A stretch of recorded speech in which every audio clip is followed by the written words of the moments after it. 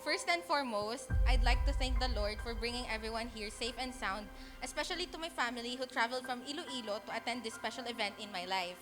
I'd also like to give a shout out to my cousins, Drew, Brian, and Lois, and to my best friend Mai for helping this very overly excited girl plan out her debut 6 months ago.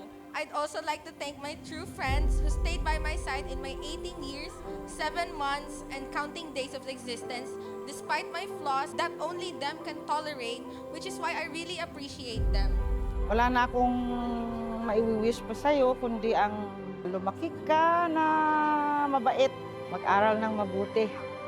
Alam ko na kayang-kaya mo. Si Mami nandito lagi sa tabi mo.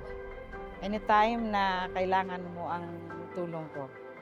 I love you so much, anak. Nak, happy birthday. Sana matupad lahat ang pangarap mo sa buhay.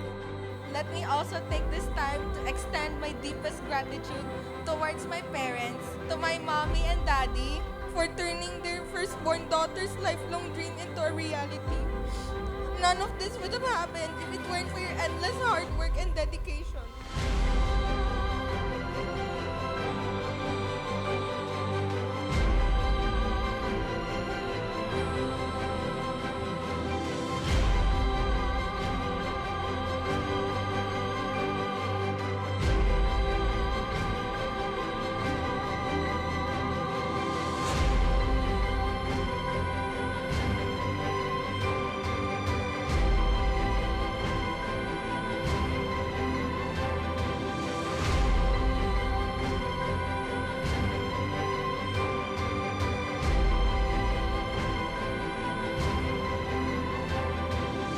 Happy birthday, Ate Jessica. Ngayon na nasa legal age ka na, maging maingat ka sa bawat desisyon mong gagawin.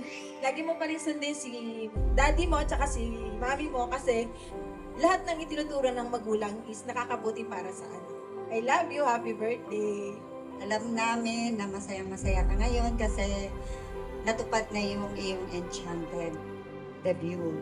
Wish ko sa'yo good health, syempre more blessing, pakapait ka sa mga parents mo, at welcome to the adulthood. I am so grateful that I met you because you became someone who is so supportive of me, and I sincerely hope that you know that I support and love you as much as you do me. I wish for continuous growth and success in life. Happy birthday. Always remember na okay lang malungkot, basta huwag mong araw-araw. Love you. I wish you all the best in adult life. Enjoy it and make sure take responsibility.